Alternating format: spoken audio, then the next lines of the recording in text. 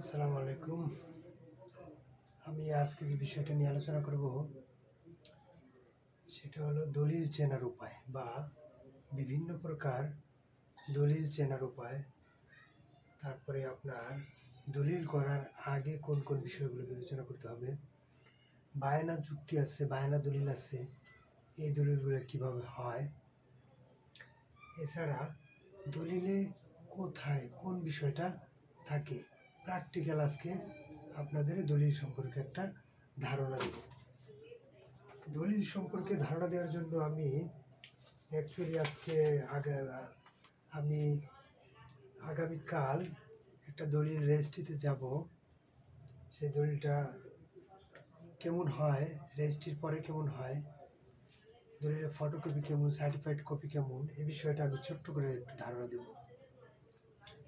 Actually যখন আমরা দলিল করি, দলিলে কোন জায়গায় কোন বিষয়টা থাকে দেখেন, আপনারা সবসময় ফলো রাখবেন যে মূল যে দলিলটা হবে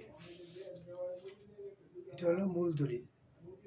100 টাকার আমার মোটামুটি 13 ফর্দে হয়েছে, 13 ফর্দে 100 টাকার দলিল। আপনি দেখেন 1 নম্বরে থাকবে রেজিস্ট্রি অফিসের নাম। আচ্ছা, এইটা সবচেয়ে আমরা দেখার বিষয় 2 নম্বরটা। 2 নম্বরটা কোন ধরনের দলিলের প্রকৃতি, মানে কোন ধরনের দলিল, মৌজার নাম থাকবে, ইউনিয়ন বা ওয়ার্ড থাকবে, থানা বা উপজেলা, জেলা। আর সবচেয়ে গুরুত্বপূর্ণ বিষয় হলো হস্তান্তরিত সম্পত্তির পরিমাণ। এখানে দেখেন বাম পাশে প্রথম কলামের নিচের হস্তান্তরিত সম্পত্তির পরিমাণ কতটুকু পরিমাণ এখানে থাকবে।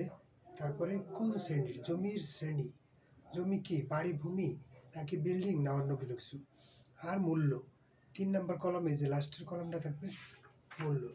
এবার আমরা দাতা গ্রহীতা এই বিষয়টা দলিল যারা সবাই জানি। সবচেয়ে গুরুত্বপূর্ণ বিষয় হলো তফসিল। আপনি 11 নম্বর, বর্তমানে দলিলে সবসময় 11 নম্বরে পাবেন তফসিল। সেই তফসিলটা আপনি দেখবেন এই কারণেই যে তফসিলের সমস্ত সম্পত্তির পুরো একটা বিবরণ থাকে। তাহলে কি কি থাকে, যেমন ধরেন খতিয়ান নাম্বার, জেএল নাম্বার, দাগ নাম্বার, সিএস, এসএ, আরএসবিএস, সমস্ত বিষয়গুলো 11 নম্বরের তফসিলে উল্লেখ করা থাকে।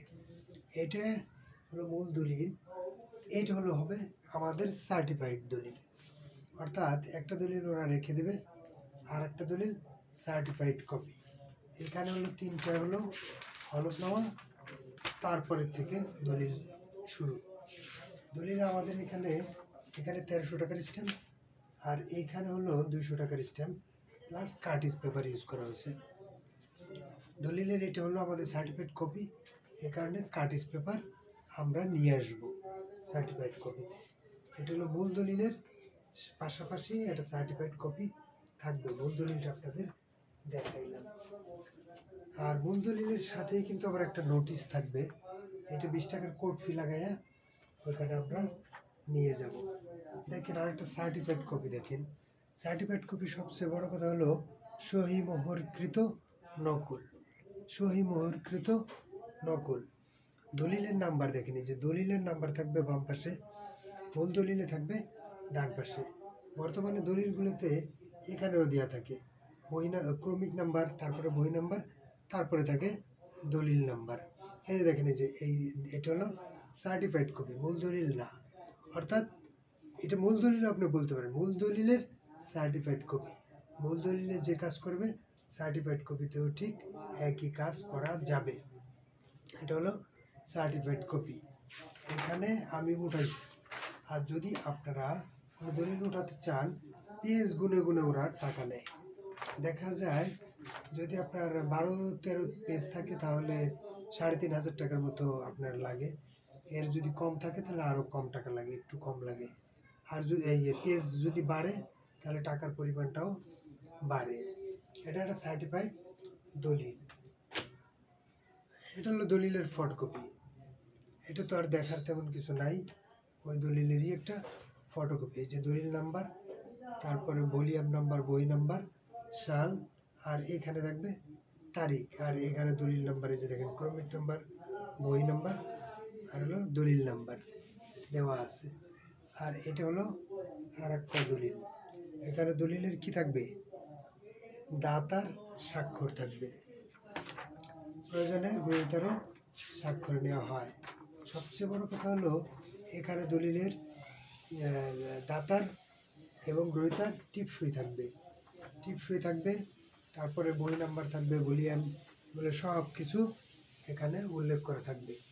আপনাদের দলিল সম্পর্কে একটা ধারণা দিলাম। আর একটা সবচেয়ে বড় কথা, গুরুত্বপূর্ণ যে বিষয়টা, আপনারা যদি কোনো সম্পত্তি ক্রয় করতে চান তাহলে অবশ্যই দলিলগুলো যাচাই বাছাই করবেন। কীভাবে করবেন, দলিলের নাম্বার দিয়ে সার্চ দেবেন দলিলটা ঠিক আছে কিনা।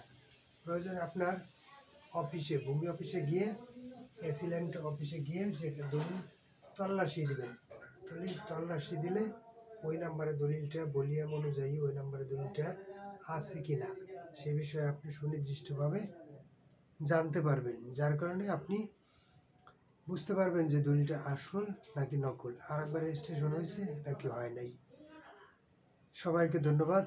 আমি আজকে বিষয়টা নিয়ে আলোচনা করলাম। অ্যাডভোকেট আতিয়ার শিকদার, নিয়মিত ঢাকা জজ কোর্টে আইন প্র্যাকটিস করি। সবাইকে ধন্যবাদ। আল্লাহ হাফেজ।